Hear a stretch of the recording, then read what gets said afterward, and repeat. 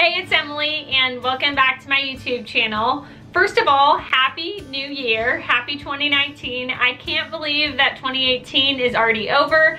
It was a really productive year. It was a lot of fun, but I'm excited to start a new year with the new goals.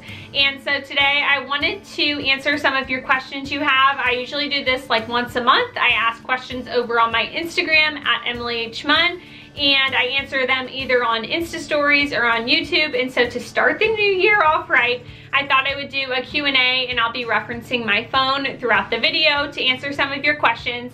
These will kind of bounce between business questions and personal questions and everything in between, but I thought I would go ahead and answer the questions so you can maybe get to know me a little bit better, and I hope you enjoy it.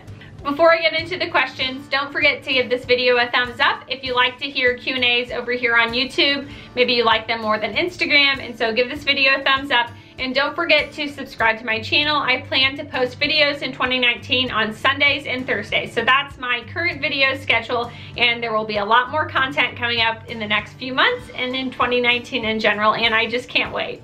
First question, now that PoshFest was a few months ago, are you still implementing anything you learned? This is a really good question, and I'm implementing just a couple of things. One, I'm really focusing on my social media. That is YouTube and Instagram primarily for me. And the other thing is that I'm continuing to network with other poshers and other resellers, and those two things are probably the only ones that I'm still implementing from PoshFest. I know there are a lot of other things I learned, but those are the two things that have kind of stuck. I think this is a good question. I do still plan to go to PoshFest 2019. I think the networking is really valuable, and it's also a lot of fun. But as far as implementing all of the knowledge, those are the only two things that I am still doing. Second question, do you have a method when utilizing offers to likers? And for me, I do not utilize that feature probably as much as others. Just with my part-time schedule, I'm really busy, and I would rather focus time on sharing my closet, listing, and sourcing items as well. But I did hear at PoshFest, which kind of relates back to the last question, to do that during Fridays when it is payday. Throughout the day, do the offer to likers, and I've heard that works really well, but I haven't had a chance to try that myself. Maybe I'll do that sometime in 2019. This next question is two parts, so I will read the first part and answer, and then read the second part. How would you like to see your business grow? In 2019, I really want to focus on social media, and I really want to focus on growing my YouTube and Instagram channels, so that will be a big focus within my business for 2019. I think it's really important for me to continue to grow them, and I really enjoy doing it and helping others, so I'm going to have a big focus on that in the next year. Second question is, how many days a week do you and AJ, that's my husband, train at the gym? Usually 5 or 6 days a week. It depends on if we're traveling. If we're like out hiking in Colorado, we will just do like outdoor workouts, or it's really nice outside. Obviously right now it's really cold in January, but if it's really nice out, we'll do like runs outside. But in general, we're in the gym 5 to 6 days a week. Next question, do you have any pets? No, we don't. My husband is allergic to pet dander, and I like things really clean, so just having pets does not work well with our busy schedules and my husband's allergy. What was your first job? This is really interesting. I feel like when I was a little kid, I did a lot of lemonade stands, but I don't think that really counts as a job. When I was in my early teens, I started babysitting for like $10 an hour, $12 an hour, something like that. And I would say that's really my first job. I did a lot of babysitting. It was really good money. And a lot of the times the kids went to bed pretty early, like 7 or 8 p.m. So in the evenings, I would just like watch TV, and it was like crazy. I could make money that way, or study, or whatever I was doing in high school. And so yeah, babysitting I think would probably count as my first job. The next question is, what brands do you not recommend buying? And I don't know if I have specific brands that I don't recommend buying, because I think everything will sell eventually. What I would recommend is you set a price point, or pick a price point of what you want to sell your items for, and not buy items that sell for less than that. So my price point that I like to sell items for, and I talked about this in a previous video, is $30. So I'm obviously not going to be picking up Faded Glory for $4 at the thrift store. Hopefully that makes sense. Obviously you can sell anything, it's completely up to you, and there are definitely brands that I kind of stay away from for me. But in general, it just is totally a personal decision, and you can't sell anything. You just need to decide on that price point and what your time is worth. Next question, how many active listings do you have? Right now I have a little over 800. It obviously won't always be that high, but I got rid of all my death pile and that added up to a lot more listings and 800 active listings at this point. My storage space is completely overflowing, but 800 is what it is right now. How did you get into reselling? I have a whole video about this. I'll link that in the description box below. And it kind of talks about the story on how I got into Poshmark and reselling in general. Next question, how do you organize your photos? Are they all on your phone? Does it help with relisting? So what I do personally is I'll take photos of a group of items and I'll store them on my phone. And then after I list a particular item on Poshmark, I delete those photos. I do not do a lot of relisting. I don't know if I've actually ever relisted anything just because of the time I have being part-time. It doesn't work great for me. But if you do relisting, I think it's a good idea to store them in a folder on your phone or somewhere where you can easily get to the photos. So when you're relisting, you can reuse the photograph, of course, if it's a good photo. Next question, what water bottle do you use at the gym? My Hydro is huge and doesn't fit into the cup holders, I'm assuming on like the machines and the treadmills at the gym. I will show you mine. Let me go get it. Some people think I'm just crazy for using this and they think it's way too expensive, but I have the Yeti insulated cup and I've had this for like 3 years. There is the Yeti logo on the front. Maybe it's a little bit extra to some people, but I love this thing. It keeps my water really cold and I carry it to the gym. I have it right next to me right now as I'm filming this video.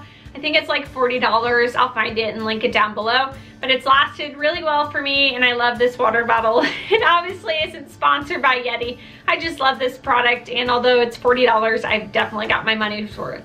What is your weekly schedule like? Do you shop on a specific day? So what I've been doing lately, I like to shop over my lunch break. So I usually get like 45 minutes for lunch. So I like to shop then so it doesn't interrupt the rest of my day and I can go to the gym after work. If I don't find enough inventory during the week, I tend to spend a little bit more time on like a Saturday or a Sunday shopping. And I also like to shop if I'm traveling and shop in new places. As far as my daily weekday work schedule, if you want me to do a video about like the day in my life, just leave a comment down below. I think that'd probably be a whole video. But essentially I wake up at 6:30. I probably go to bed around 11 p.m. or 11:30 p.m.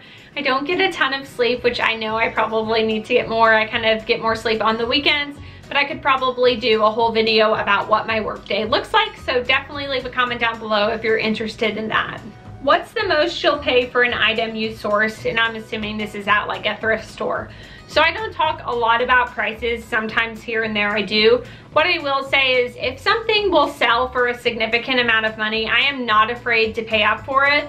I think an example is like authentic UGG boots in perfect condition. I will pay up for those because I know they'll sell for significantly more. So what I would say is know your margins, know how much you're paying for an item and around what price you're gonna sell it for, and that will greatly help you when you're deciding if you wanna pay up for something. I know some people just don't pay up for things at all, and that's totally one way to do it, but for me, I'm definitely not afraid to pay up for things if they'll sell for a lot more. The next question is, would love some tips on starting YouTube channel for reselling. And what I would say on this question, and I thought a lot about this, is that the most important thing about it is just starting putting out content in videos. And a lot of people have great ideas, but you have to start to get that first video out there, start filming it, and learn as you go. I know that's not the approach that everybody takes, but that works really well for me. If I have an idea and it's not too much of a barrier to get in, I try something out and see how it goes. A couple other things for YouTube. I think consistency is really important. So you heard earlier in the video, I have a schedule for when I'm gonna put out videos, and that really helps me keep accountable. I have a calendar of what I'm gonna film and when I'm gonna film it and when I'm gonna put it on YouTube, and that really helps me as well. I know it sounds a little overboard, but otherwise I think it can be easy just to forget about it, and this way I don't forget about it. And I think quality of videos is important as well, especially when you're showing like details of clothing. But don't be afraid to start without a fancy camera. You can start with your iPhone or your Android. That's what I started with, and don't be afraid to start with that just to get you started. And the last thing I would say is just be authentically yourself when you're starting a YouTube channel or even on Instagram. I think the best compliment that I can get when I meet followers that have been following me online or on social media in real life is that, oh, you're exactly the same on social media as you are in real life. So just be yourself, and I know all of us have our quirks, and it's important, I think, to show that in some sort of a way. So you're really just being yourself. I know that sounds so simple, but sometimes that can be complicated when you're in front of a camera. So be yourself, be authentic, and go ahead and get started, and you can do it. All it takes is putting out that first video, and you can go from there. What's your favorite part about reselling? For me, it's finding that amazing deal. Like, I love when I go to the thrift store and find like $1,000 item for a few bucks. That bargain hunting, that finding the deal is just really exciting to me, and I think that's probably my favorite part about reselling. The next question is, would you ever go full-time? And I'm assuming this is with reselling. So for me, before I ever quit my full-time job, my goal is that I match my current salary, or at least come really close to it before I quit my full-time salary job.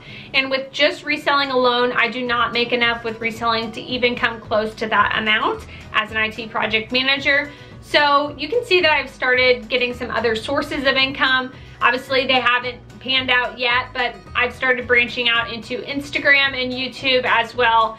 And at the point when all of the different sources of income I have equal my current salary, that is when I would quit my job. And I think it would be more like a full-time reseller and influencer, both, instead of just one of those. So we'll see how it goes. I definitely have goals probably in the next 5 years to get there, but it's definitely not gonna happen right now, and it won't be just reselling if I decide to go full-time at some point. And I think it's probably about 5 years away. That's it for my January Q&A. I will do another one in February, so if you missed this one, don't forget to follow me over on my Instagram at Emily H. Munn, and I will definitely do another one. This was really fun. I liked answering all of these questions, and thanks so much for watching. I hope you have a wonderful start to your new year. Bye.